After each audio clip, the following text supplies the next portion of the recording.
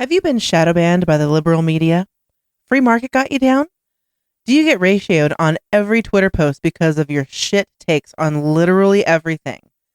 Then producer Dave and HK are probably watching your 3-hour dissertation on how a tomato cannot possibly be a fruit because gender and critical race theory can be cured with ivermectin. The Intellectual Dollar Tree, every Wednesday at 7 p.m. Pacific. Please leave it a 1-star review on iTunes. Check out the rest of our schedule at echoplexmedia.com. The liberals, not the conservatives, are the one who pound. Not appropriate.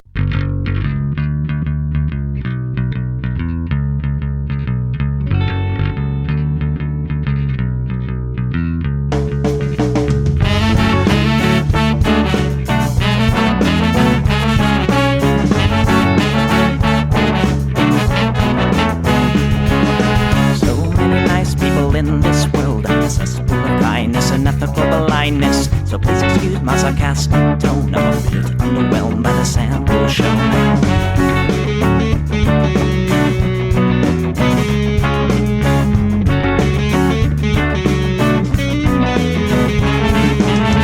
Mr. Bistro fraternity guy, you got the asshole bloodshot eyes. Get drunk and fight every night. Idolize Bradley, belittle women's rights. Homophobic, racist, and don't give a fucking hey. Do you think you can drive a bigger truck? So wear your baseball cap to decide to let everyone know that you're a nice guy. So cool, we're so impressed. Lots of chicks and a barrel chest. Cause you're a real man. Punch for punch, gonna piss in your face while you're passed out drunk. I'm a nice guy, you're a nice guy. He's a nice guy, but all of you are assholes. I'm a nice guy, you're a nice guy. She's a nice guy, but all of you are assholes. Nice guys rule the planet. I just can't understand it. Conquer divine by deception and lies. Social Darwinism and an overdose of pride. I don't wanna hear it.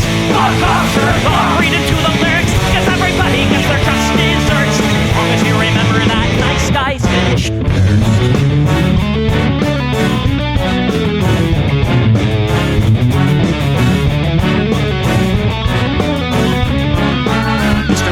You're next on the list. Such a nice guy who speaks through his fists. Prick with a penchant for messing with heads. A broken nose for dinner and breakfast in bed. Alcoholic, paranoid, and suicidal too. But you'll probably kill her before she gets away from you. She lives in a blue, letting her cry. All your friends say that you're a nice guy. Have a drink, this one's on me. Look, you're doing fine, losing to your disease. Comatose, I'll pack your bags. Bury you like cats, ready to gag. I'm a nice guy, you're a nice guy. We're all nice guys, but all of you are assholes. He's a nice guy, she's a nice guy. Hey, Tom Bo's a nice guy. All of you are assholes. Nice guys rule the planet. The polygammatic, put a body by deception and lies. Social Darwinism and an overdose of pride. Fuck off, jerk off. I don't wanna hear it. Fuck off, jerk off. Read into the lyrics, so let the bloody spill quench your thirst. As long as you remember that nice guys finish first.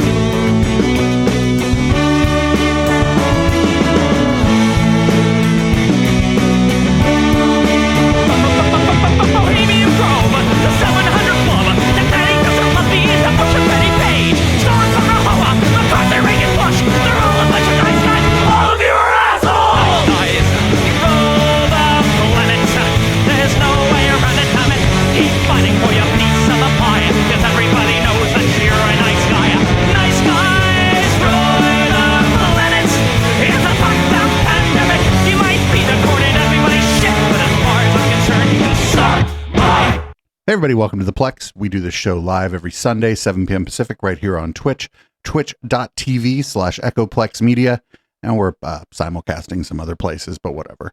You can find this on any podcast app that you find podcasts on, and if you'd like to support this project, head on over to EchoPlexMedia.com, click the support tab, and I don't know, pick your favorite way to give us some money. This is what the people want. I don't hate the cops. There's a person inside when the truncheon stops. Donate the cops. When the raiders come, who will protect the shops? Donate the cops. They're a sensitive bunch if you don't stop throwing your rocks. Snap, crackle, pop is the sound of a taser. Your body drops. Donate the cops. Donate the cops. Donate the cops. Donate the cops. Like your local police. 'Cause they don't do nothing wrong like your local police. Got rid of the corruption and the racism is gone. They've been keeping the peace, keeping homeless folks out of the parks and malls. Got a cure for your social disease. Follow the law, don't hate the cops. Follow the law, don't hate the cops. Follow the law, don't hate the cops. Follow the law, don't hate the cops. Follow the law, don't hate the cops.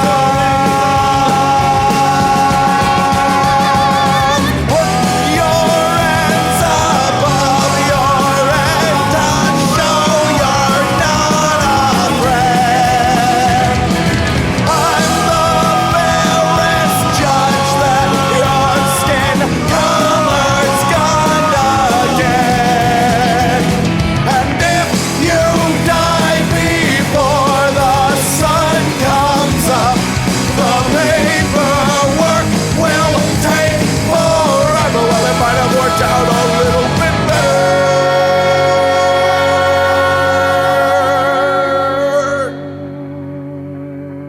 If you didn't hate the cops, 'cause they don't do nothing wrong, donate the cops. You can't blame them for just doing their job, donate the cops.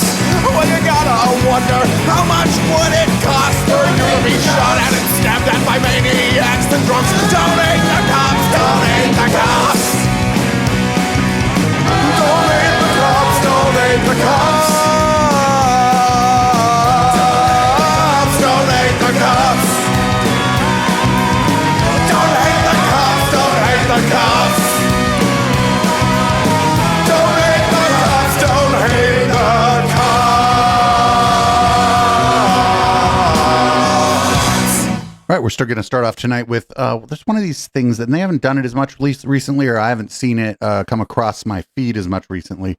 So they take like 3 people on one side of an issue and 3 people on another side of an issue and have them talk about why they believe what they believe. And this one is on whether or not people should get the COVID vaccine, because I always get my information, my medical information from just 3 random people. And then 3 other random people who disagree with them. That's how we should make all of our medical decisions. Everyone should get a COVID-19 vaccine.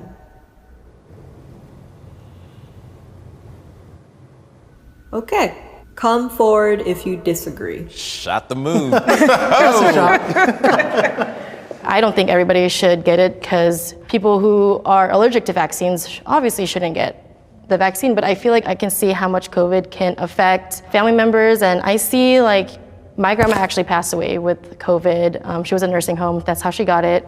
And I feel like herd immunity, I think it could give us back to normal life. Mm-hmm. Yeah, I mean, I think getting a vaccine is incredibly individual choice. Right. So we all have our own medical history.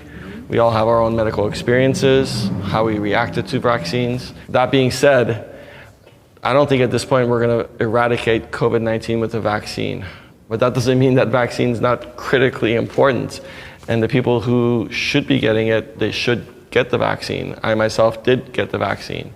Yeah, I agree. I don't think it's a one-size-fits-all because, again, everyone's body is so different that what might work for you might kill me and vice versa. And so for me, I feel like that's not a risk that I'm willing to take. I actually developed allergies due to vaccines as a kid, and I would break out in hives. It would last, anywhere between 3 days to like 2 weeks. And the doctors throughout like 20 years of my life could never figure it out. It definitely does something to you mentally when you go into an ER and you're in this desperate need for help, and they would just kind of look at me and go like, okay, well, we'll just give you Benadryl and you can go home. It wasn't until that's became that's an if adult. it's just like hives. I mean, hives are uncomfortable, but yeah, like if you go into the emergency room and you have hives, they're going to give you some Benadryl and send you on your way. I worked for several families as a babysitter, and they all happened to be physicians. And some of them talked to me about vaccine injuries. It clicked, because the second that I started making my own medical decisions, that's when all of the side effects just kind of went away. That's unfortunate because you didn't get the care that you should have gotten. Like I didn't hear. Well, but I don't know if she didn't. I mean, if she had, again, hives are uncomfortable, but the treatment for it is like Benadryl and wait. About vaccine injury until I started really working in health care and public health. And I have friends who have autoimmune issues and they have big allergic reactions to certain things. And so they have a huge concern about, of course, this vaccine, COVID vaccine, because, what could happen. The one thing I would ask you though, Erica, is because you have had family members that died. Yeah. So you would trust getting the disease versus the vaccine? The vaccine scares you that much that you would rather get the... Like, let's say if you had COVID, I would feel so much more comfortable shaking your hand and getting COVID through you and build the antibodies for it than I would to trust the vaccine. I remember the last episode I had, I was in my closet, and this is when I knew it was really bad because my thoughts were getting really dark to where I visualized myself cutting off. I mean, I'm not qualified to diagnose anyone, but I'm not sure that her issue is vaccine allergies. Each hive. So would I risk going back there again for this with this vaccine? I just wouldn't. I think again, with your experience of having the vaccines, it totally makes sense. But my recommendation would be, please don't get it naturally. Do everything you can to even prevent yourself from getting it. And the one thing that you guys haven't seen, unfortunately, I think Jacqueline and I have seen it, the death that comes with COVID, it's not a romantic death. It's not noble. It's a miserable, gruesome death. And all you can do, not for hours, but for days and weeks, is to sit there and tell every single person that comes into your room, help me, I can't breathe, for weeks and weeks. This virus pushes you so far beyond your limit that you give up. You give up on the one thing that I can't give you medication for. Right. Hope. You give up hope. And your soul gives up the will to live, the will to fight. And I think that's the hardest part to explain to people that... No, this guy's actually a medical doctor. I didn't know that. But the problem is this Or at least he's talking like he is one. Needs you to spread. And when it spreads, it lands on someone named Daniel, who at 59 loses his life and doesn't get to attend his daughter's wedding, doesn't get to walk her down the aisle. It lands on someone, Evaristo, who's a 61-year-old guy, healthy. His only problem was he went to work at Whole Foods and he checked people's temperature. And when he finally died, his thigh was the size of my wrist. No matter what I did, I couldn't stop it. I couldn't help him. And I've had patients where they had it and they're like, well, I had it, it wasn't bad. And they went to see their relative. And their relative ends up, on life support. So I think that's why it's so important to get vaccinated is it's not for yourself. It's for the people that you don't know, but you're gonna come into contact with and you're gonna help this virus spread. But isn't that under the assumption that the vaccination itself somehow stops you from getting COVID, and that's not true?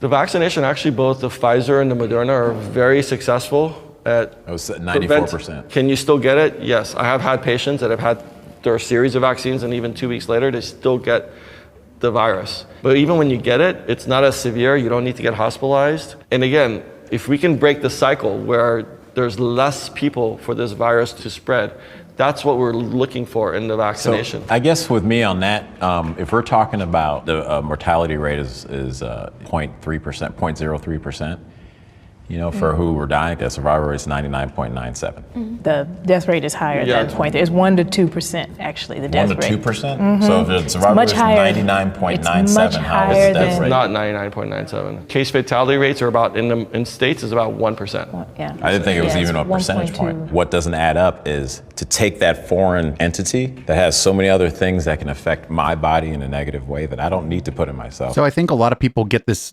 twisted. They think that the fatality rate means what percentage of society died from it, but the fatality rate is what percentage of people that get it die from it. And I think people don't And I mean, it's fucking not everybody's job to be a statistician, but the fatality rate is what percentage of people that get it die from it. For what I'm looking at is the percentage of those that when they do get it, this is who may go. So I see COVID patients every day at work. Surviving is different from thriving. I see patients all the time that can't even breathe on their own. The rest of their life, they have to be on oxygen. Sure, they didn't die, but now they can't walk up the stairs without feeling shortness of breath. How many is that?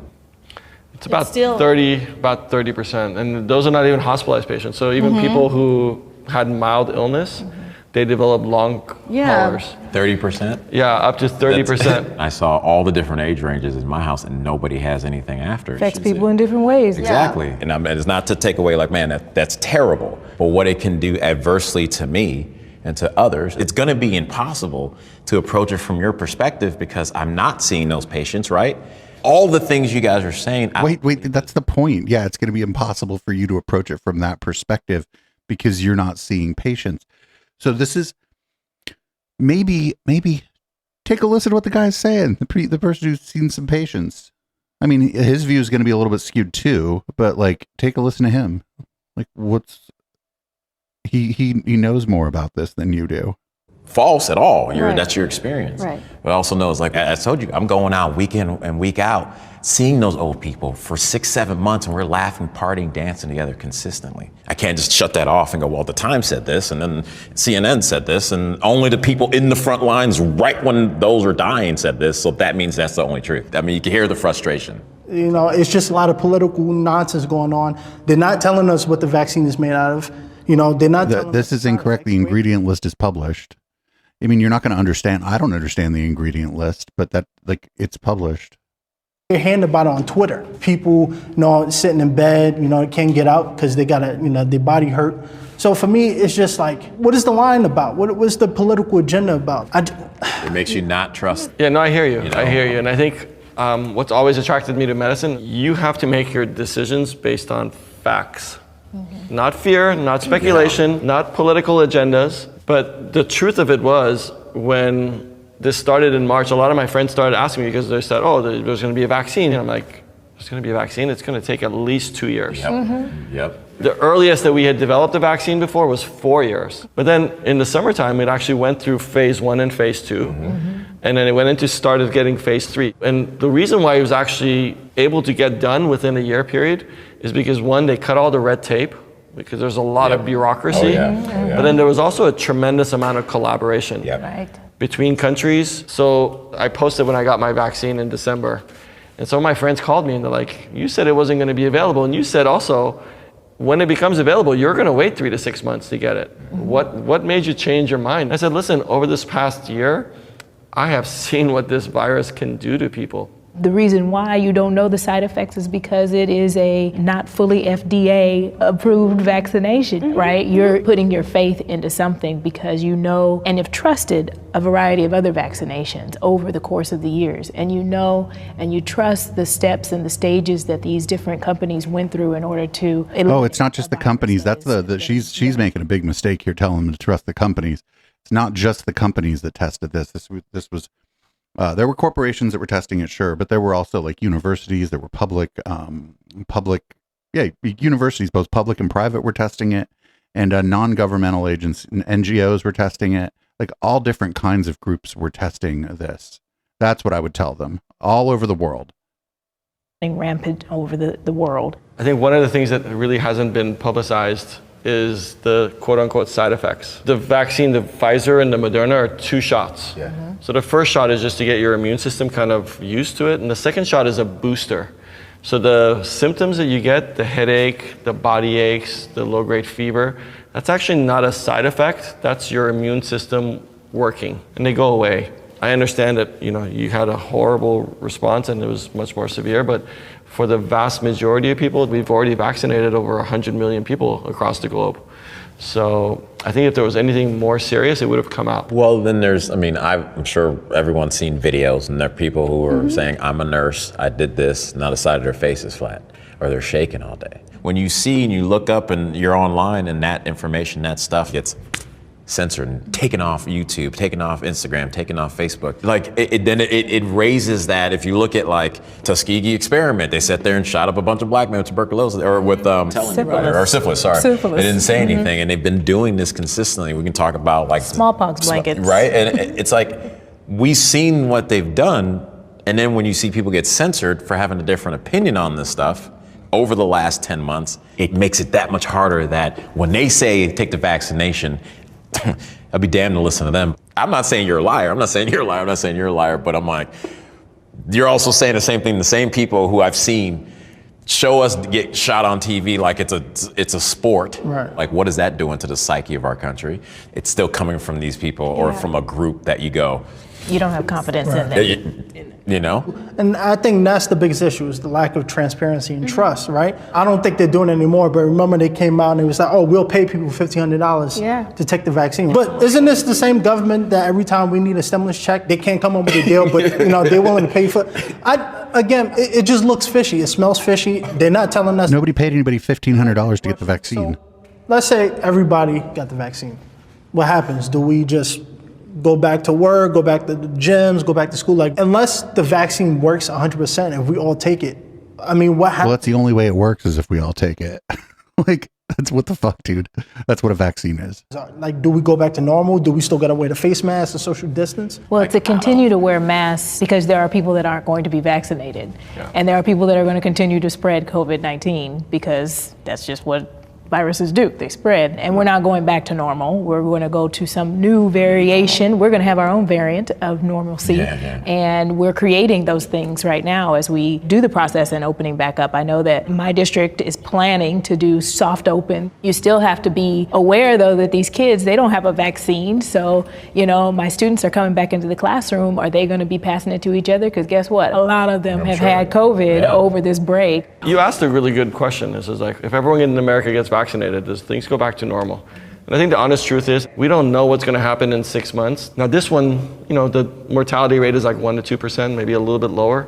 Right. What if the variants come up to 10%, 15%?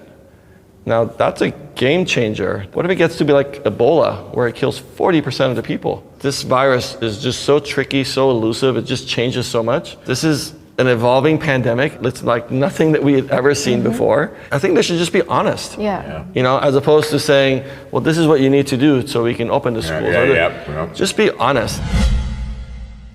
The COVID-19 restrictions have been necessary.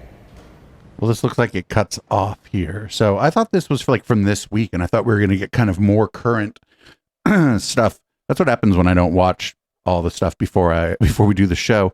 There was a lot of bias there. There was if it's not 100%, we shouldn't do it. That's that's the Nirvana fallacy. And we don't really apply that to other things, right? If you, say you go to the hospital because you broke your arm, the vast majority of the time they'll set your arm, put it in a cast, and you'll be good as new. But there's sometimes things don't go right and you're not good as new. Does that mean you don't get the cast? I mean, I don't understand. I mean, I do understand. It's just the Nirvana fallacy, and it's like the sort of propaganda complex around the vaccine, played real big into that, and they also just straight up were lying to people. And the guy when he talked about the Tuskegee experiments, I mean, he has a point. When black folks, especially black folks in America, are a little more skeptical of the vaccine, I am try to understand that a little bit more, because the history of medicine in the United States hadn't been so kind to black folks. And so, that is where more transparency is important. What I don't understand is rich white folks not wanting to get it, because the medical industry in the United States has been pretty great to rich white folks. Anyway, up next, we got looks like we got a couple videos here, just two here. This is Trump's lawyer, Elisa Haba. They had apparently Team Trump had a great day in court on I believe it was Wednesday or Monday. Don't remember what day this is. Great day in court though. Haba, you were in court today. Tell us how it all went down. Don Jr. was there, I believe, testifying as well. Tell us. Yeah, we had a very strong day today. There you go. That's us. Don was clear, concise, made it very clear that he relied on professionals, and I think the testimony speaks for itself, frankly. They did nothing wrong. We know this, Eric. This is not a witch hunt that has any meat to it. Most of them are completely nonsensical, as we know, but it was an event for Miss Letitia James to show up and have her press moment, and that's why, this is all happening. Let's just not get it twisted. It's political. I mean, it's political in that the people involved are politicians, but that's like, then if you kind of apply that logic, like, I don't know, if you apply that logic, then you can't ever prosecute a politician for anything, because then it's political, and that's fucking dumb. So here, this one's from CNN. This is it says Trump may not do well under questioning. I would imagine that that's going to be the case. He's not going to do so well under questioning. He's going to get mad. In inflating assets on financial statements. I'm joined now by Jennifer Rogers. She's a former federal prosecutor and a CNN legal analyst. Good to see you, Jennifer. So how important will Trump's testimony be in this case? That's hard to say, Fred. I mean, the judge already has decided on summary judgment that the statements were fraudulent. So the question really is, how much of that can he attribute to Donald Trump? How much can he attribute to the sons and the other defendants here?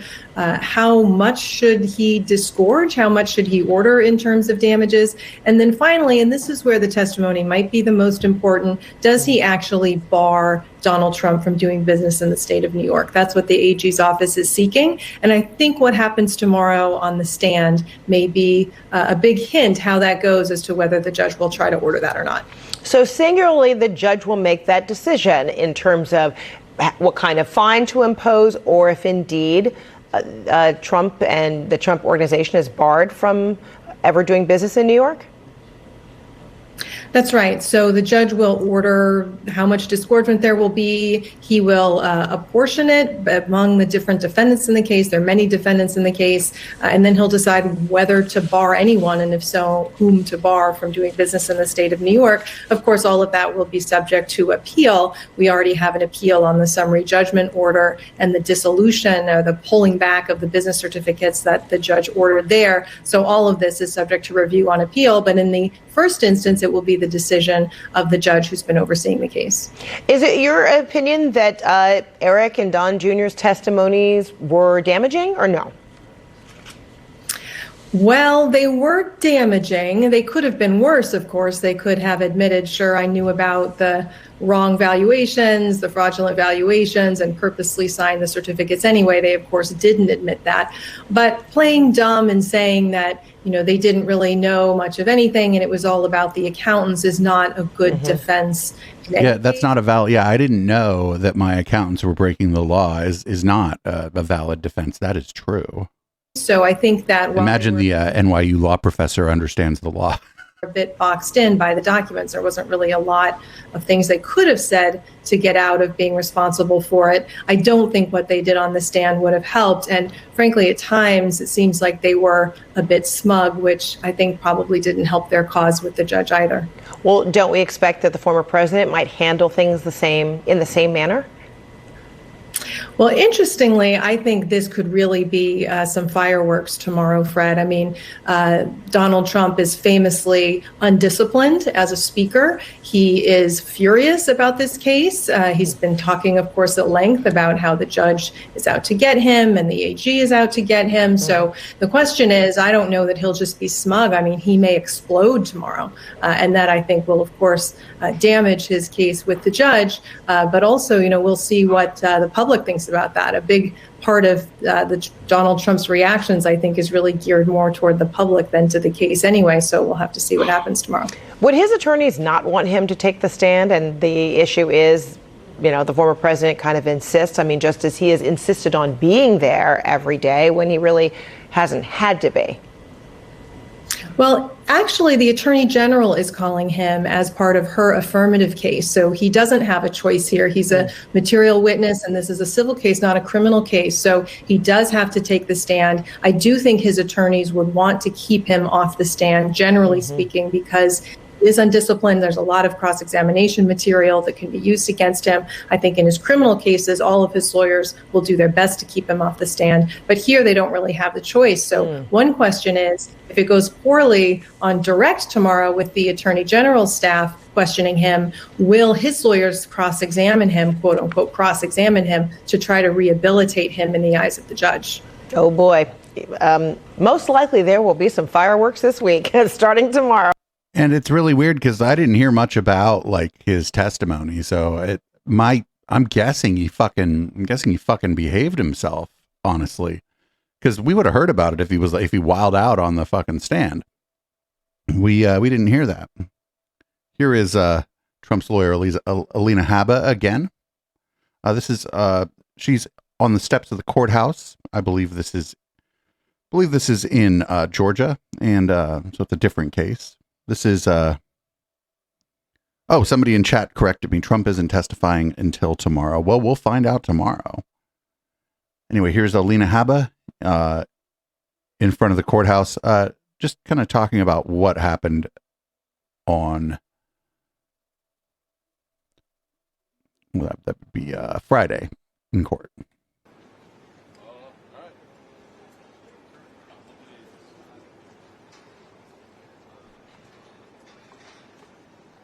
She's walking down the stairs here. I guess they decided to include her walking down the stairs in this video.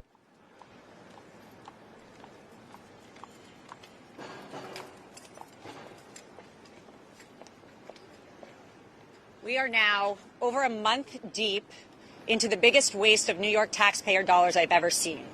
President Trump's statement of financial condition was so undervalued, but Letitia James, as you've seen, will show up when it's a press day.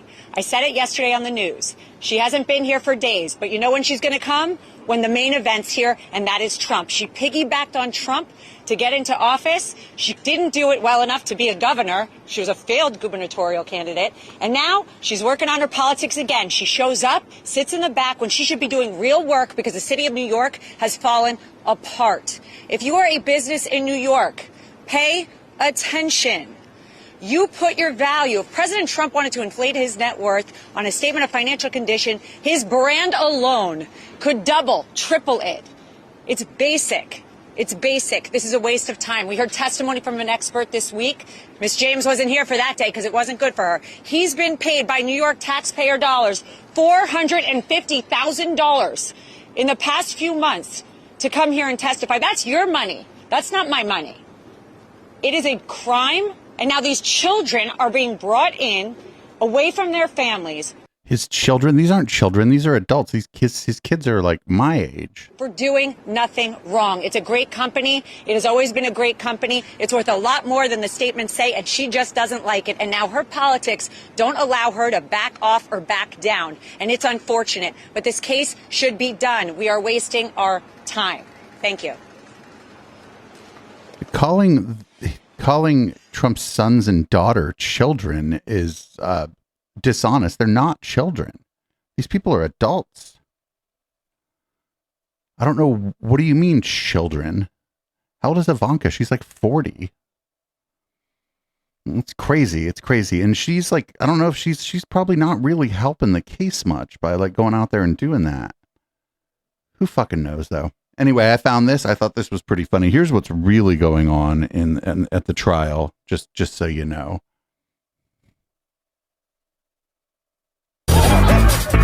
This is the defendant, Don Jr. He's here to show his father that he's a man who can ride the subway all by himself.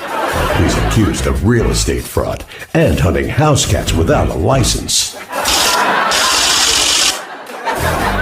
This is also the defendant, Eric. He claims his family is allowed to break the law because his daddy's name is on buildings. He's accused of real estate fraud and eating glue. What you are witnessing is real. The participants are not actors. They are actual idiots with a case pending in the New York Metropolitan Area Court. the People's Court. So I thought that was pretty funny. Whoever did that is definitely pretty creative. So up next we got the former guy actually, and he's giving a speech in Houston, Texas, and he has something to say about the J6 defendants. He doesn't like the way that they've been characterized, and he's gonna tell you what he thinks.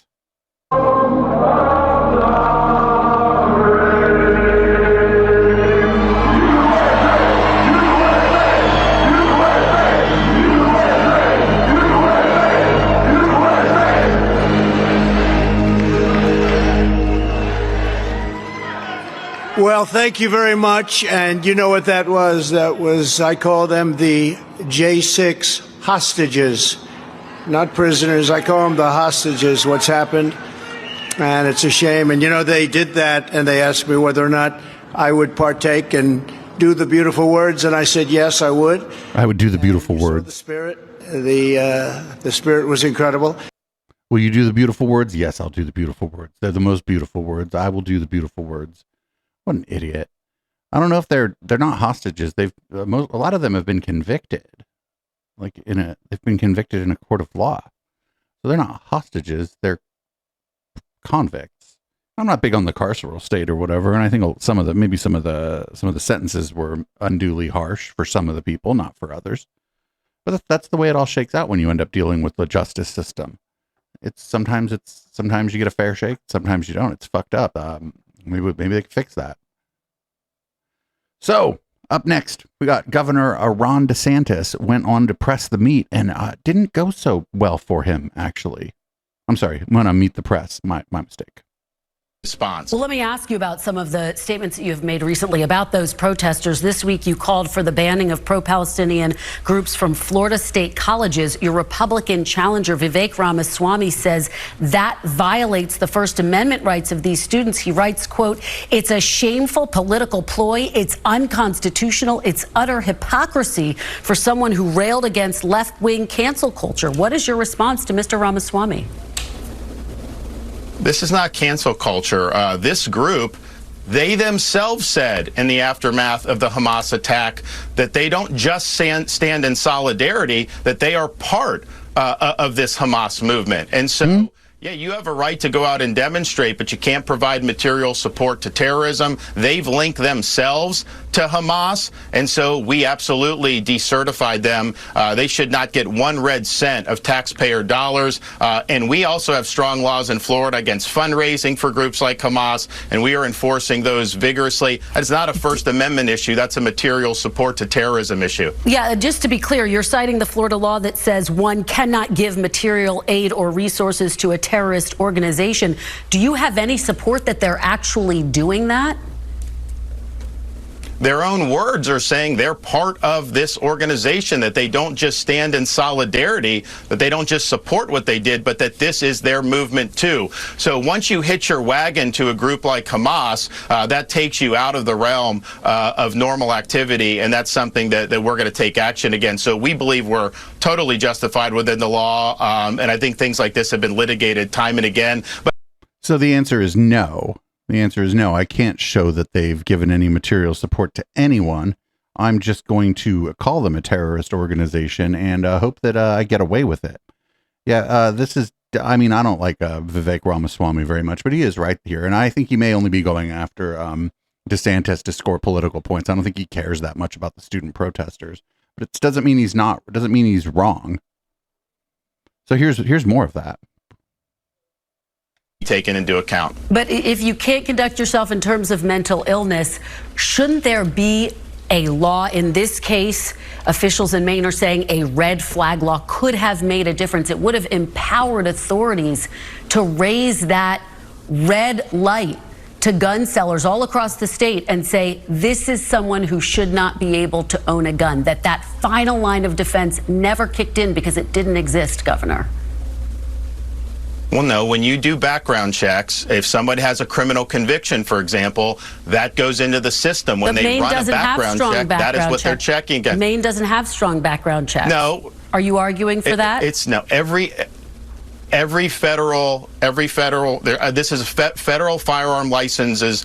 When you have to do, everyone has to go through where they scrub this. So the question is what are you putting into the system? If somebody has a mental health involuntary commitment, then that can simply be put into the existing system. You don't need additional things. And here's the problem I have with some of the proposals that have been done, and particularly in some of the more blue states, is that will be weaponized against people that the government doesn't like. I mean, you have a situation where someone can just make an anonymous call into a police station, let's say something bad about someone, but that and then they anonymous come call in could have and helped in take this firearms. moment. Could it not have, Governor? Could an anonymous call have helped in this moment to block this shooter from getting a gun and going into these establishments and shooting up 8? The other thing that's going on here is a lot of this isn't anonymous calls. A lot of times, like if somebody's like, uh-oh, this person's got some problems, it's like family or close friends or whatever who makes these calls and makes these reports. Citizens. And he could have had that involuntary commitment just put into the normal system. That is something that would have been able to pop on a background check. To then say that people should just be able to call. Governor, how can you commit someone you can't find? When you have an involuntary commitment, that triggers things to go into a background check system. So that should have been enough if that information was put into it. So that's what I would do. I would focus on those individuals who've actually gone and either been involuntary committed, been adjudicated to be mentally ill. That's really. But that's not. That's a pretty high standard, and like it's actually pretty hard to get someone involuntarily committed, as well it should be when you consider like the history of, the insane asylums in the past in the United States. That can't possibly be the standard if we're going to try to do something to prevent this stuff when people are like in a bad place or whatever. I don't know. I mean, the United States isn't going to do anything on this. Other countries have got this figured out. They just make it hard to get a gun. Here in America, we're not going to do that. So I don't know why somebody like DeSantis doesn't just say, well, we're just not going to do it, which is what he means, I think. Anyway, here's the last clip of his interview from Press the Meat. You can look, in Florida, our crime rate's at a 50-year low, and our violent crime rate's down 30% since I've been governor. So we're handling it strong. Governor, actually, statistically speaking, the CDC says that the firearm mortality rate is actually higher under your administration than it was under your predecessor's administration. But I do want to move on to the campaign and just the what mortality rate? No. The firearm mortality rate. Well, I don't. But was actually higher under your administration than your predecessors. That's according to the CDC. Let me move on to the campaign, Governor. Well, right.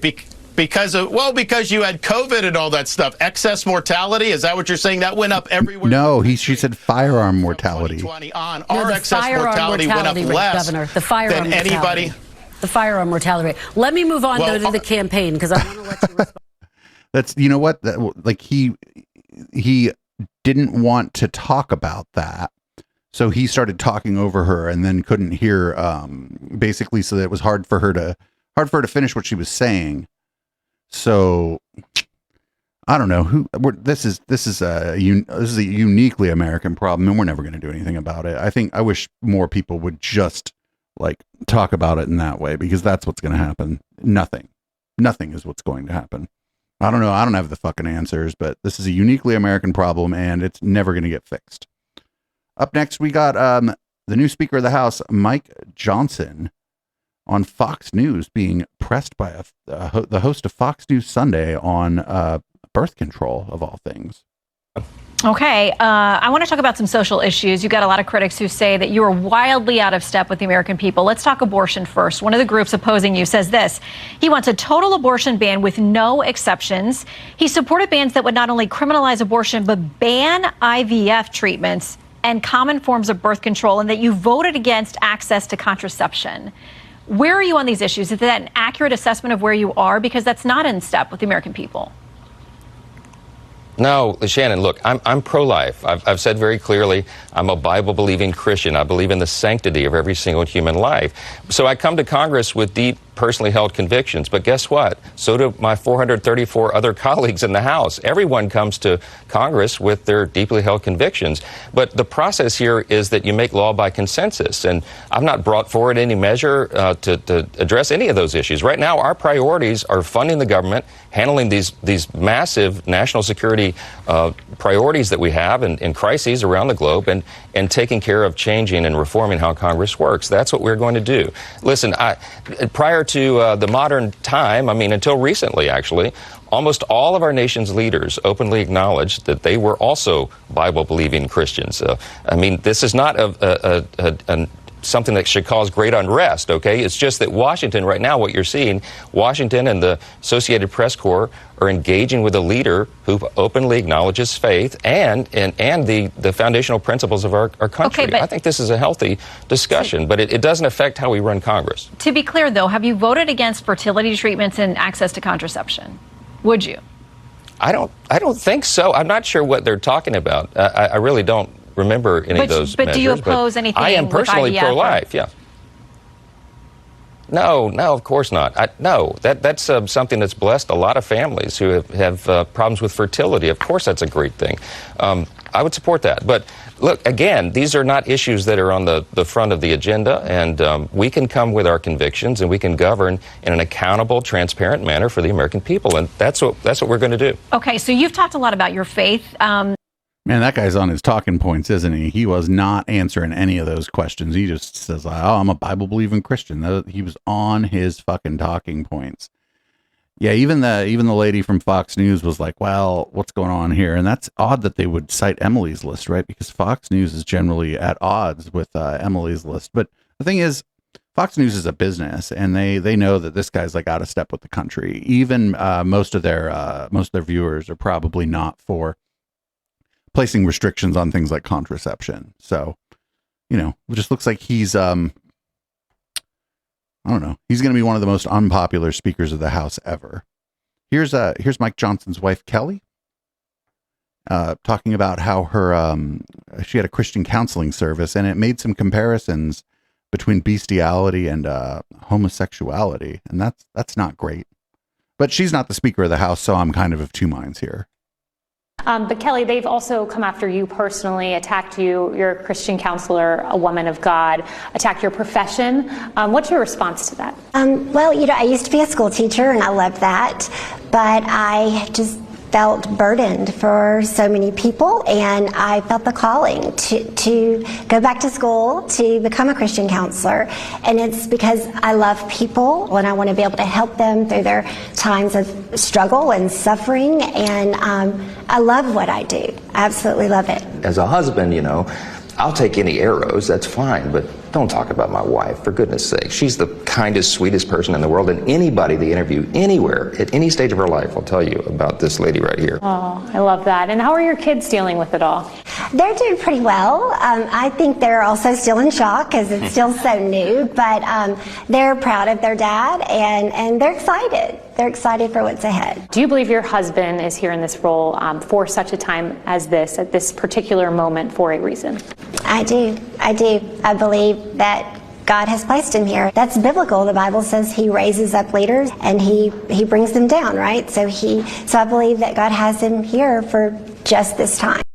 So I'm like of two minds here. One, she's clearly a political person herself, and she ran a group that compared homosexuality to like bestiality, and was engaged in what I believe to be conversion therapy. But she's not the Speaker of the House. The thing is, it's complicated. It's complicated, and I don't know what the answer is here. I do figure that like what she does, he's married to her, for fuck's sake. Who knows? Maybe they should leave her alone, because it just gives him a talking point to be like, well, now you're just going after my wife, and I don't know if that's the best thing in the world. Anyway, yeah, I don't know. We'll see how this plays out, but like I said, I think this guy is going to be one of the most unpopular speakers of the House, like in modern times, if not in American history. Up next, we got, this is on ABC This Week, we got Steve Scalise, and he's asked if the 2020 election was stolen.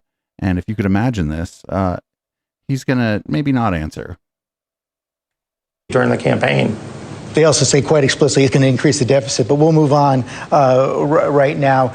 This week, one of your former colleagues, Congressman Ken Buck, a Republican of Colorado, said he was leaving, retiring from Congress. And here's what he said on his way out. Our nation is on a collision course with reality, and a steadfast commitment to truth, even uncomfortable truths, is the only way forward. Too many Republican leaders are lying to America, claiming that the 2020 election was stolen.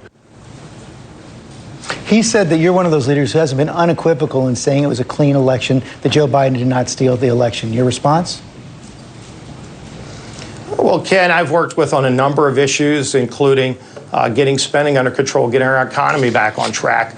He's talked about that 2020 election as well. You and I think, have talked about that too. At the end of the day, getting our country back on track is our focus. And that's what we're focused on right now. That's why we're moving bills out of the House to address our open border, which, by the way, you don't see this administration wanting to... This guy's on his talking points, too. ...terrorist watch list coming across our open border. We want to get our economy moving again by getting energy... Didn't like the question. He's like, I'm going to answer a different one.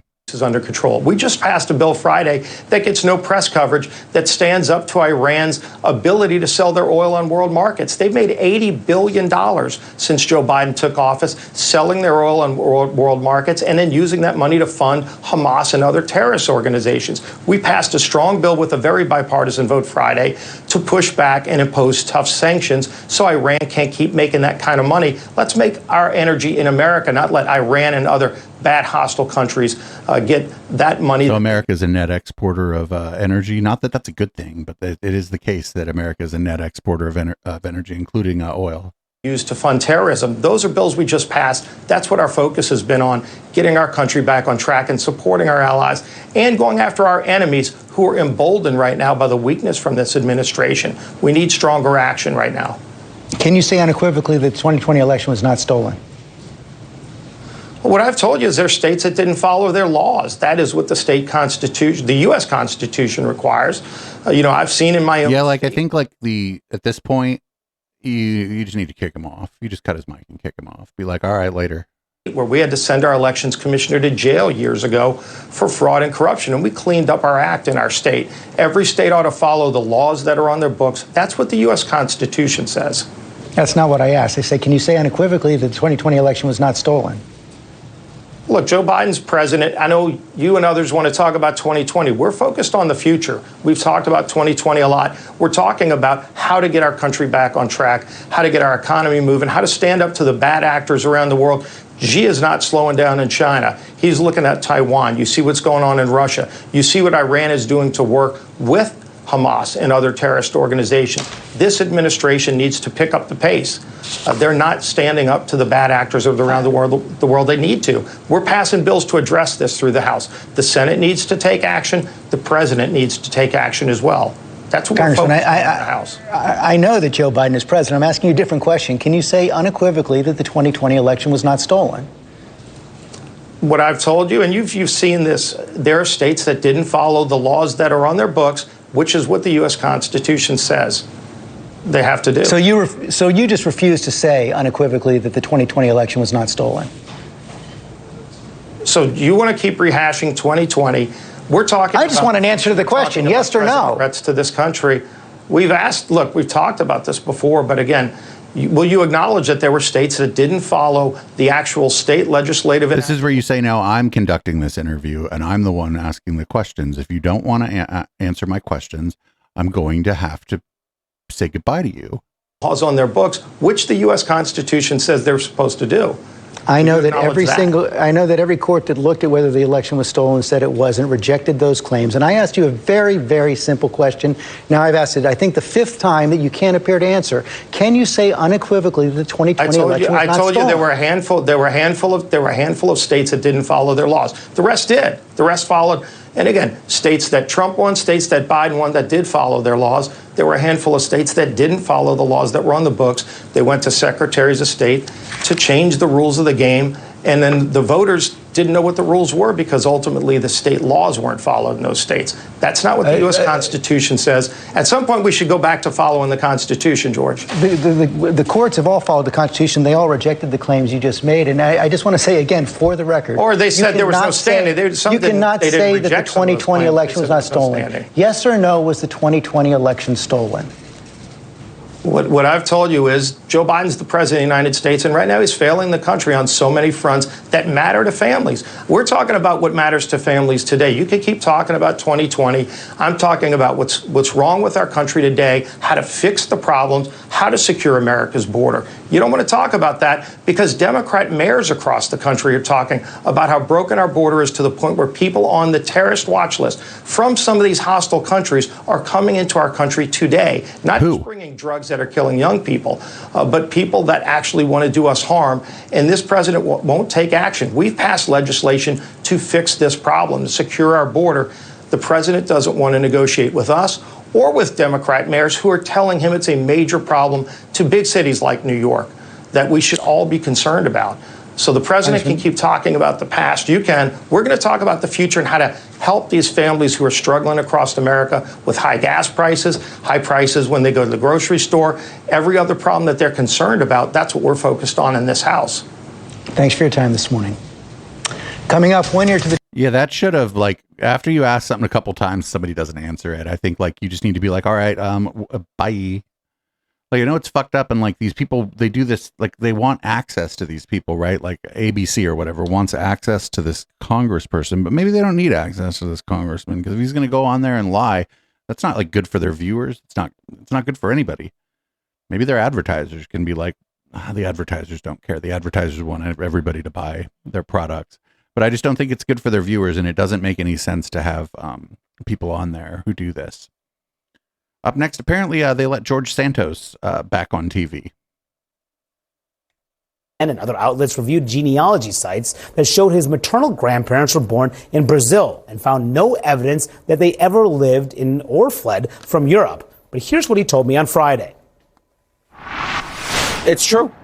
It's true. Oh, it's true. I spent the last 10 months DNA hiring genealogists to actually. Because I don't think there's any. Is there a documentation of this? Oh, that's what I spent the last 10 months doing, putting together. But unfortunately, Ukraine is in the middle of a freaking war, and my grandfather comes from Ukraine. So this is the biggest lift that I've had to do my entire life. But that's something I'm gonna die. I'm gonna prove before I die, because the reality is, I never said I was Jewish. I would always joke for years. I say I'm Jewish. I was raised Roman Catholic. I said that in the middle of RJC just last year, a year from today, just last year in Las Vegas. I joked on the mic, said I am, after all, Jewish. Joking. Everybody thought it was funny. Everybody knew what I was. Everyone clapped and laughed. Where I was coming from, and then for me to sit here and be like, "Wait, this is something I've always made very clear. I'm Catholic. Come from a Jewish family. Here's my Jewish family's history. Why is this now a problem?" Just to make clear, you have documented proof that your grandparents fled the Holocaust. I am working on getting the last pieces of it, specifically the piece in Brazil, where they go to Brazil and then have documents forged so that they can blend in and all of that stuff. And once I have everything ready, I will allow the same company I hired to submit the report to the press with glee, because that is going to be that one thing that I'm going to be able to say, I never intended to hurt anybody. I never wanted anybody to feel like I misrepresented myself or my family's heritage. But you've misrepresented everything about yourself. Every single part. Nearly everything. Put together. That's it. That's it. Like, why would anybody believe a word this guy says?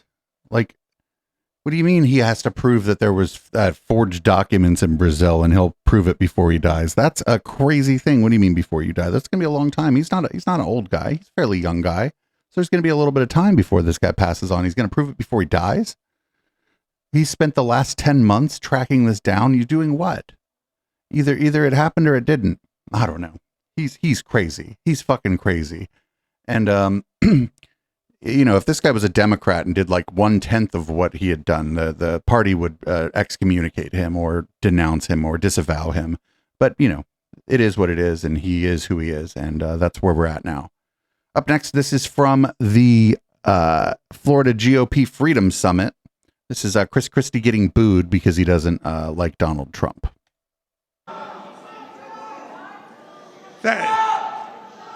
What a shock. You're for Trump. I'm going to fall over dead. Now look, every one of those boos, every one of those catcalls, every one of those yells will not keep it, yes, sure, will not solve one problem we face in this country, will not solve, and will not make this country better. Your anger against the truth is reprehensible.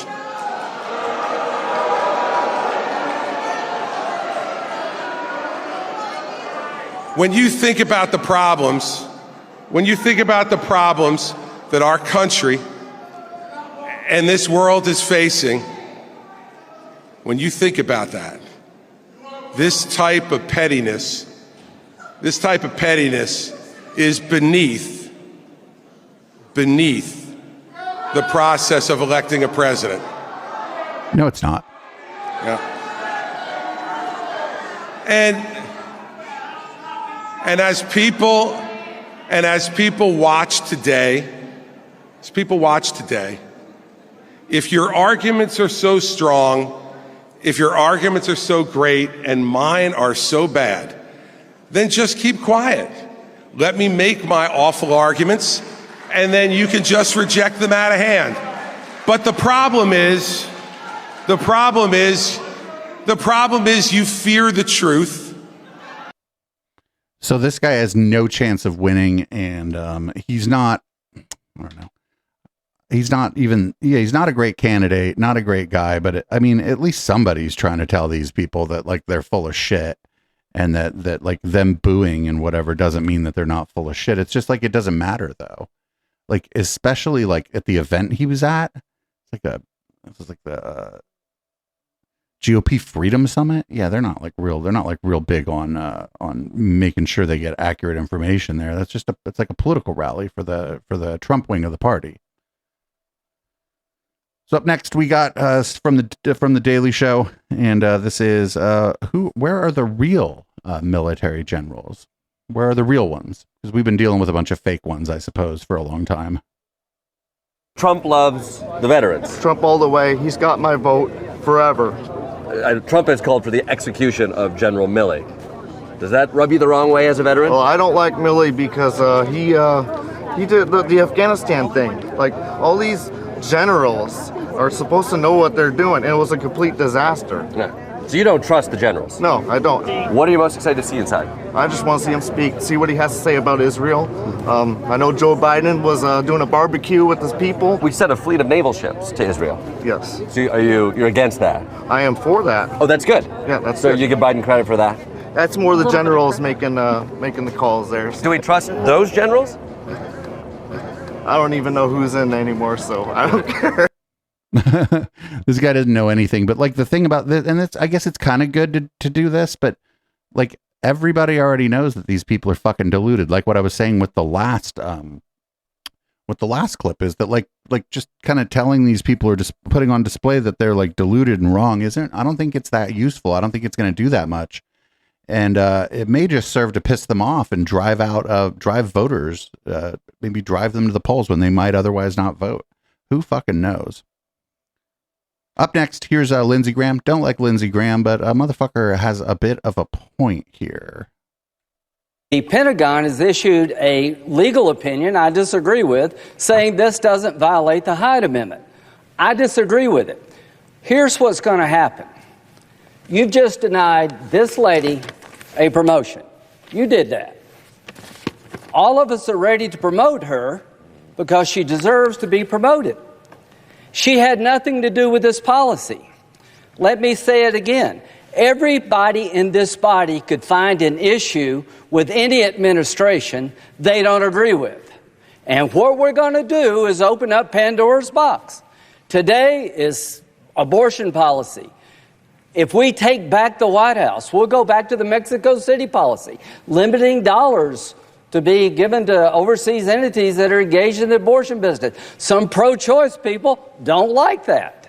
What would happen if they put a hold on all the officers because they don't agree with the Republican administration. There's a reason this has not been done this way for a couple hundred years. No matter where you believe it or not, Senator Tuberville, this is doing great damage to our military. I don't say that lightly. I've been trying to work with you for 9 months. Folks, if this keeps going, people are going to leave. Let me tell you how the system works. You have 18 months, I think, from the time you're promoted to pin on. And if you don't make that gate, your time and grade up or out rule kicks in. There's some people that are waiting to be promoted that if they don't get promoted soon, they're going to be out of the military. Now, how does that help anybody if they're qualified? There's not one senator in here that could not find a reason to object to an administration policy. So, yeah, the military-industrial complex gives these people a lot of fucking money, and they're going to start to see some of their campaign donations dry up. Because it's not just the, the people that are enlisted. This is also fucking shit up on, this is fucking shit up for like Lockheed Martin and Halliburton and all these other companies. Not that I like these companies or think that we shouldn't maybe stop giving them so much money or, fuck things up for them or whatever. But like, that's what's going to end up happening here is that these people who are not going to get promoted aren't going to be able to sign contracts and shit, do the business of basically welfare for the military industrial complex. And those people are going to get mad, and things are going to get weird if this doesn't get resolved soon. I don't think there's a problem with like military readiness. My God, the United States has just so much goddamn military shit that's not a problem. It's just going to piss, in these people's case, the wrong people off, considering like all their rhetoric about loving the military. Because it's going to be hard to say that they love the military when they're keeping even just that lady from getting a promotion because they're mad. I don't know who that lady is, but yeah, give her a fucking promotion. I don't give a shit. Anyway, it's about an hour in, and we need a palate cleanser, and this is a squirrel going to deliver a palate cleanser. My girl took all my nuts and all my babies. She fought a raccoon, now she's got rabies. But I don't even care that I'm all alone, cause I got the birds and the bees that treat me at home. And your dog's a bitch for trying to bark at me. You couldn't bark if you're born on the side of a tree. Yo, that's how it's done, baby, let's go. I love putting nuts up inside my mouth, and when I grab this mic, I'm gonna spit them out. What? No, Alvin, cut that part out. Cause I'm feeling like I'm running and I gotta get away, and I gotta watch out for the birds of prey, cause the hawk and the eagle eat my people. Why is this world so nuts and evil?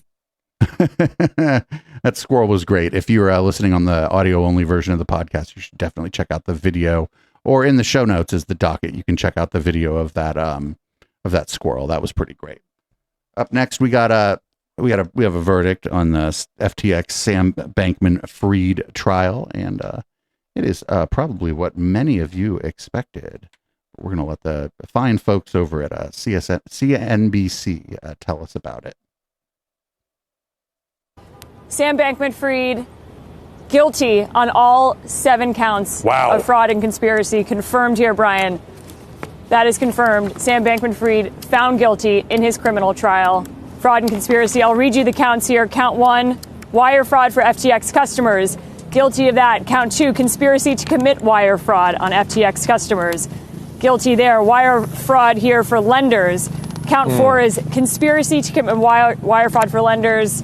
We also here, Brian, have count 5, conspiracy to commit securities fraud, conspiracy to commit commodities fraud, and conspiracy to commit money laundering. Guilty on all 7 counts there, Brian.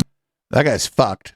I don't think, he's probably going to spend the rest of his life in jail. I don't think that he should spend the rest of his life in jail. I don't believe in life and it's essentially forever punishment for finite crimes, but that's what's going to happen. This guy's going to get fucked because he fucked so many people out of their money, and then he turned around and used the money for like political donations to try to get what he wanted in politics. They don't like that. The courts do not like that shit, and so that guy's like fucked. That guy is so fucked.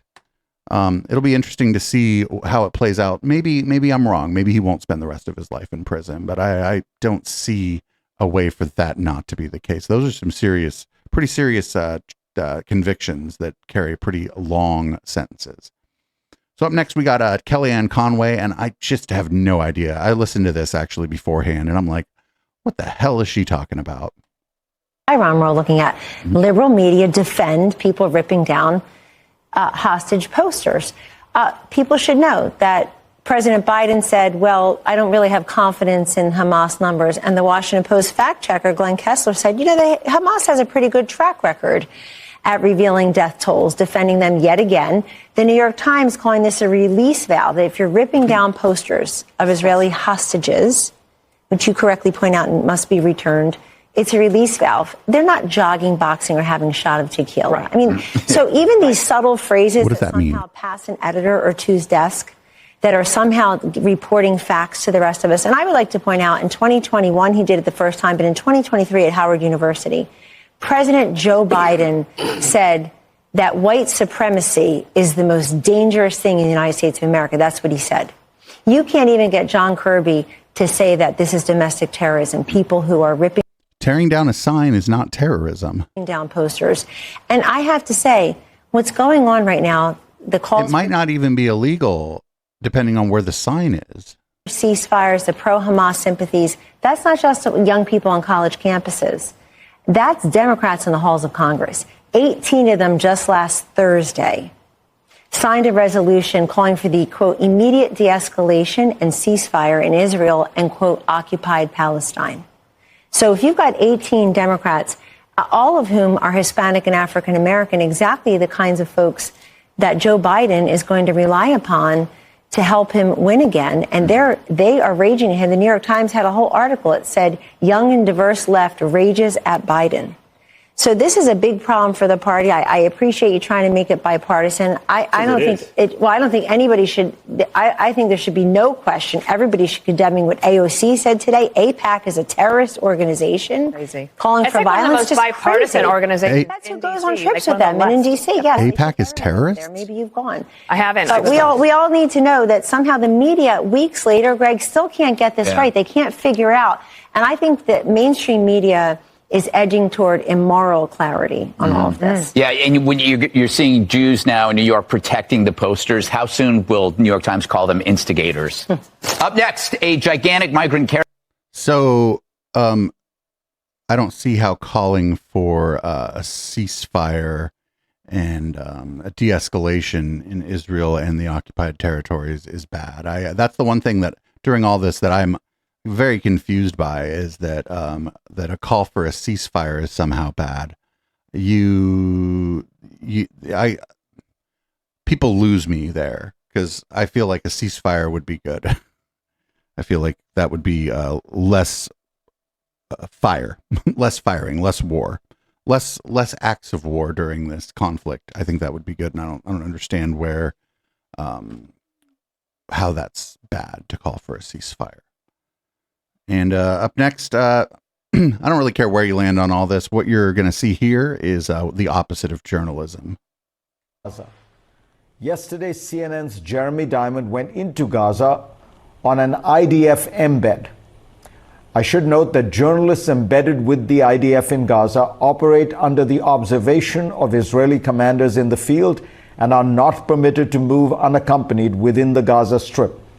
As a condition to enter Gaza under IDF escort, outlets have to submit all materials and footage to the Israeli military for review prior to publication. CNN has agreed to these terms in order to provide a limited window into Israel's operations in Gaza. You should never agree to those terms. You should never agree to, I will check with you before I report on something I saw. You never, and I don't care what's going on. I don't care who you are or what you think about this conflict. Those are terms that no journalistic organization should ever agree to. Embeds like this are generally a bad idea. Nope, just don't do it. Yeah, somebody in chat said North Korea shit. That's sort of when journalists go to report on North Korea. This is what they do there. I'm not sure it's exactly like a one-to-one comparison, but it is similar at least. Here's Glenn Beck. I guess requesting Israeli citizenship for some fucking reason. I don't know why I was born. Wait a minute, let's start this over. I don't either, sir. None of us know why we were born. I mean, it was a stork, but... I don't know why I was born. But there is something about the state of Israel that connects deeply to me. And standing up this time as opposed to every other time there has been a pogrom or a Holocaust. 19 Holocausts. All of the pogroms where they would come in and just pogrom, not programs. To have the privilege to stand with the Jew is a tremendous honor. Glenn Beck's content has been fairly dog-whistly anti-Semitic for quite some time now, which is odd. Spiritually. So I want to read a letter that I wrote that I am sending to the state of Israel. To Prime Minister Benjamin Netanyahu and the honorable officials at the state of Israel. I write this to you in a time of profound significance, a moment where history echoes its most harrowing and yet most resilient notes. The present-day world has eerily come to resemble the troubling shadows of the 1930s and 40s, where our Jewish brothers and sisters once again bore the weight of unprecedented persecution. The drums of war beat again, and the haunting chants of prejudice against the Jewish people have once more risen from hushed murmurs to overt threats. In this moment, I have chosen to ask you for citizenship in the state of Israel. They can have him, fuck it. They can have him. They can have Glenn Beck. Not that they deserve him. There's fucking the good people who live there don't deserve Glenn Beck either. But it's not like we deserve him or we need him. Well, this is all just posturing too, because this guy, I mean, for a very long time, this guy was talking about the New World Order, talking about Soros, had charts that were very anti-Semitic with names of a lot of Jewish people on them, etc., etc., etc. This is all on the record. We've been talking about this for years on this program, and other people have been talking about it as well. So the reason he likes, it's not that he's interested in Jewish people so much as that he likes the far right policies of the Likud party, and that's what he wants. That's what he's about. It's not about any love or respect for Jewish folks. And people need to do a better job of separating those two, lest bad actors like Glenn Beck end up looking like champions for people who he has made content against for years that has been very bigoted. Up next, we got the Starbucks logo is Lilith or some shit. Up next, actually, we got no difference between Joe Biden and Adolf Hitler. I'm getting ahead of myself here. Hitler was elected. I mean, you can manipulate, you can win over, you can brainwash enough people. That's the scary things. Our founders understood that. You know, that's right. At least I was going to say Hitler was elected. Biden had to steal the election, but Hitler was actually elected. Right. That's the difference between Biden and Hitler. Only one I can think of.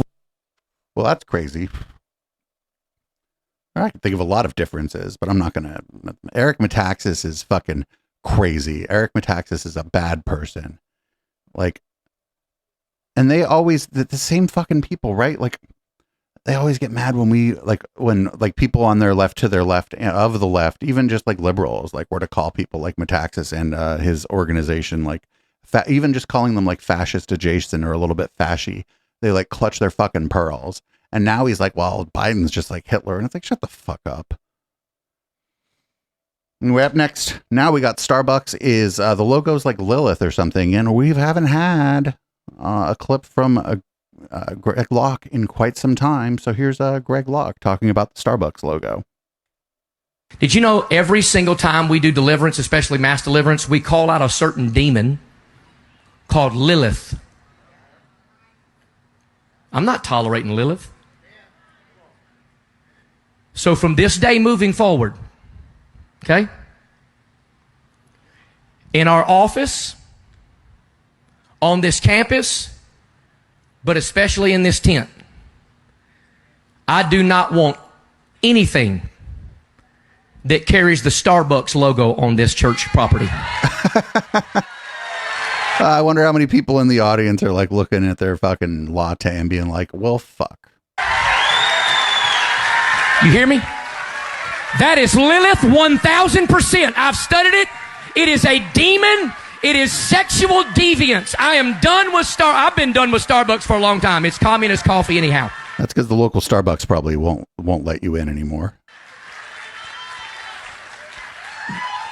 I'm telling you, that company is not only one of the most godless companies on the planet, they are full-blown 1000% a witch's coven. I promise you it's the facts.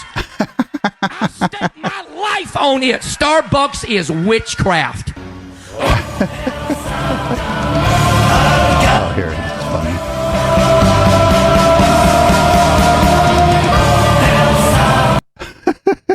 Forgot how, like, I didn't forget, right? But we haven't been doing a lot of Greg Locke lately. I kind of sometimes forget how fucking wild that guy is. First time I saw him, I was like, honestly, I was like, why is this gay man doing this? Because I thought he was a little light in his loafers when I first saw him. And I was wrong, obviously. I don't think he's gay. I think he's just animated. But, like, what is he talking about? Lilith.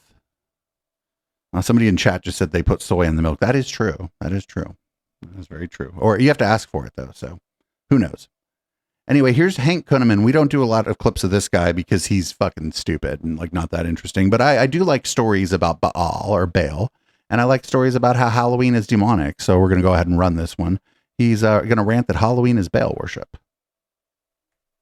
If you're going to dress your little kids up this week and go out trick-or-treating and you're hanging up your little skeletons and you're hanging up your ghosts and he can't even get it out. He can't even get his crazy out. It's called Baal worship. You're mixing the things of the occult, false worship with Christianity. Oh, then let me do this. Let's just have a harvest party, a substitution for our kids the same night. Well, why in the hell on Resurrection Sunday that the occult don't gather and have an alternative for our resurrection services? They might. They might have like an anti-Christmas party or some shit. No, we need to have a distinction. That day is evil. Rather than do something that mimics your day, we're going to gather our kids with sackcloth and ashes, and we are going to fast and pray. Well, that sucks. You know, it's really crazy, though, in a lot of communities, like in many, many communities, the church puts on a really, really good and wholesome Halloween event for the community, for not just their parishioners, but for people's kids, people who aren't part of the church. All are welcome, and that's great because kids fucking love Halloween. And this is like a loser. Everybody loves Halloween. Everybody loves the haunted houses, the trick-or-treating, and the candy. It's about the candy. For the kids, it's about the candy. And even for the parents, maybe it's about the candy, because parents be stealing their kids' candy. Don't get it twisted, right? If there's a kid living here, I'd be fucking stealing their candy the day after Halloween. I like candy, but not enough to buy it regularly. My God.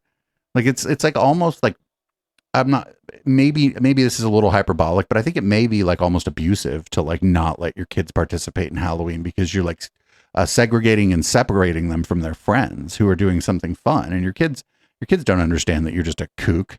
So they just think that you're like punishing them or something if you don't let them go do Halloween. Anyway, here's a guy, never seen him before, William Wolf.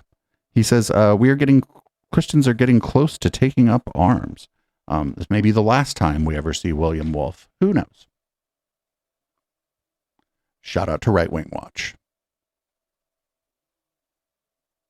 Cowardly leadership is a curse upon God's people. And the bad news is we are led by cowards. So second point, the curse of cowardly leadership. And I want to use this opportunity to share a piece of historical, theological information with you. It's a wonderful sermon I found in preparation of this talk by Samuel Davies. Samuel Davies was an early American Presbyterian minister, and he preached a sermon titled The Curse of Cowardice in 1758. This was during the French and Indian War, and Davies had moved back to Hanover, Virginia, and he was trying to rally the local militia to join in and fight with the British. At that time, they were still all British, against the French and against the Indians. And so this is an excerpt from the sermon he preached. So please listen, because this is good. He says, this is not going to be good. When in this corrupt, disordered state of things, where the lusts of men are perpetually embroiling the world with wars and fighting, and throwing all into confusion, when ambition and avarice would rob us of our property for which we have toiled, on which we subsist, when they would enslave the freeborn mind and compel us meanly to cringe to usurpation and arbitrary power, when they would tear from our eager grasp the most valuable blessing of heaven, I mean our religion, when they invade our country, formerly the region of tranquility, ravage our frontiers, butcher our fellow subjects, or confine them in barbarous captivity in the dens of savages, when our earthly all is ready to be seized by rapacious hands, and even our eternal all is in danger by the loss of our religion. When this is the case, what is then the will of God? Must peace then be maintained? Maintained with our perfidious and cruel invaders? Maintained at the expense of property, liberty, life, and everything dear and valuable? Maintained when it is in our power to vindicate our right and do ourselves justice? Is the work of peace then our only business? No. In such a time, even the God of peace proclaims by his providence to arms. And if we have ever lived in a point in time in American history since then that we could argue that now is a time to arms again, I think we are getting close. Now, we're getting close. Well, that's crazy. That's fucking just straight up Christian nationalist, like violent rhetoric. Sets that out and says that it is right, even though as Christians we seek peace, that when the enemy is pressed upon us, if we fail to heed the call to arms, then we are acting as cowards. And he says this. He says, those who act like cowards are ungrateful men who sin against God and his country, and deserves the curse of both. Such conduct and such a conjecture, so the conduct of cowardice in the moment of time when the call is to arms, is a moral evil, a gross wickedness, and exposes the wretch to the heavy curse of God, both in this and the eternal world. So to be ruled by cowards in a time of war is a curse, because God hates cowards. Whoa, that was wild, dude. That was like, we're luckily this stuff is fringe. Like you have to keep in mind that this stuff is fringe, that this isn't like most churches are not like this. But this stuff is ramping up. Some of these people are really ramping up the rhetoric, and it's in an attempt to, if eventually the goal has to be to have the government use its power to do harm to people who don't believe what these folks believe, which is terrifying. Up next, here's Eric Metaxas again. He's going to blame mass shootings on demonic activity. Let's talk here about what nobody else is going to talk about. You're hearing voices. We say that's a mental health issue. Probably that's demonic activity. What is the difference between America today and before we had all these mass killings? Is it the number of guns? No, not even close. There was a time in America where every single person had a gun. Every family had a gun. I don't know if that's true, if there was a time where everyone had a gun. We have mass shootings then. Was it because of the guns? Obviously not. Obviously something has happened in America that has nothing to do with guns and has everything to do with the spiritual state of the nation, with a level of lawlessness, with a level of demonic activity. Now, they're not going to talk about that in the mainstream media. They're not going to talk about that on Fox News. They're not going to get into those conversations because they just say it's a mental health issue. Well, the fact of the matter is we've always had mental health issues. We've always had guns. What is different today? What is different today is there is darkness, satanic darkness that has come into America. We don't value life. We don't talk about God. We don't talk about those kinds of things. That's the difference. Well, that's weird. Do other countries that don't have this problem all talk about God all the fucking time? Do they value life more than we do? I don't understand. I mean, this is just, again, it's just like a Christian nationalist rhetoric, right? Where it's like, well, we need God because, and that's where I lose the thread, actually. I don't know if there's polling on this, but I'm not sure that non-believer. I think it would be hard to get me to believe that non-believers are more likely to do gun violence than people who are believers. I bet it just tracks with like proportionally throughout society, if anything. So these people are just fucking crazy. Up next, I just put where I come from. This is called lying. I was in the LGBTQ plus community for 10 plus years of my life. Wow. But then I came face to face with Jesus. He was like, Roderick, you either put me first or that thing. You can't serve two masters. You can't have one foot in the world and one foot out the world. You can't be like that. And I was like, but Jesus, I just want love. Oh, I'm glad that you said that because I got overwhelming love. I'm like, but Jesus, I just want to be satisfied. Friend, you're just gay. Well, Roderick, I'm glad that you said that because I'm the living water who can quench your thirst. I'm like, but Jesus, I just want to feel like I belong. I want a home. Well, Roderick, I'm preparing a home for you with me for all of eternity. I'm like, but Jesus, I just want life. Well, Roderick, guess what? I am the bread of life. And the same response that he gave back to me is the same response that he's giving back to you. Yeah, that guy's either A, wasn't gay, or B, still is, or bisexual, or he said part of the LGBTQ community. So I don't know what he means by that necessarily. But who fucking knows? It's just weird. It's just weird. I don't understand. I wish and I think most churches are actually kind of over it. They're not doing this anymore. Again, I want to be pretty clear here. The most churches in the United States are actually pretty cool fucking places with pretty cool fucking people. And that's good. But this guy, I don't know. He said something about, oh, you either need me or that thing. What was it? Was that thing when he said that thing, was he talking about dick? Was he talking about a dick? Who knows? Anyway, I hope that guy gets out of whatever weird cult he's in and just fucking goes about his business being gay or bisexual or whatever, because that's totally fine.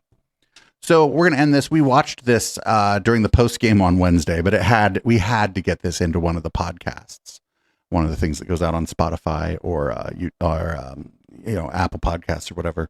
We're not going to watch the whole thing. Here's a clip from Twitter. This is Jordan Peterson's postmodernist or anti-postmodernist song or whatever. I think or whatever might be the accurate part here. Richard Rorty. Richard Rorty. Is truly not helpful. Is truly not helpful. With his assurance nothing's real. Call me pig. With his assurance nothing's real. What of hunger? What? What of hunger? Mr. Skeptic. Mr. Skeptic. When a child lacks a meal. When a child lacks a meal.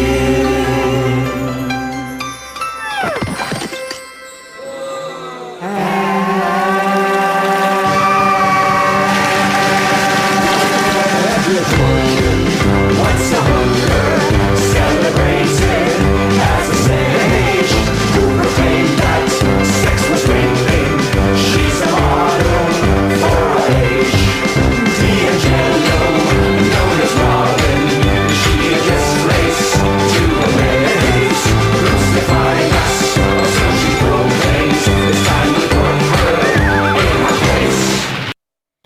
was enough of that. I can't believe that we played it not once but twice on this channel, but I had to get that out there. Everybody make sure you're checking out the Intellectual Dollar Tree as well as this podcast. And that's the end of the regular docket for this week. We are going to go into red light. Thanks for checking out the show. If you're still listening on the podcast, make sure you're following us on Twitch, twitch.tv/Echoplex Media, and check out our website, echoplexmedia.com. The Defamation Times, which is my blog, is there, and there's ways to support this project there. I'm going to change the color of the lights in this room and change the content of my beverage. We're going to come back with red light. This is Boomers by Periscope. I'll see everybody in a couple minutes.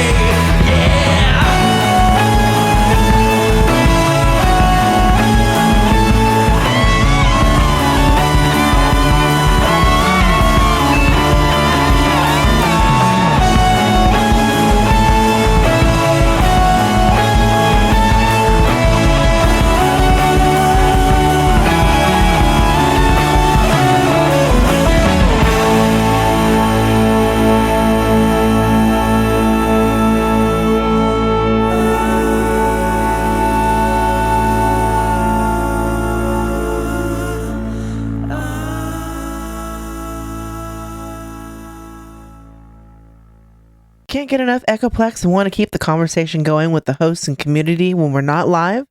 Then join our Discord server at discord.me/Echoplex.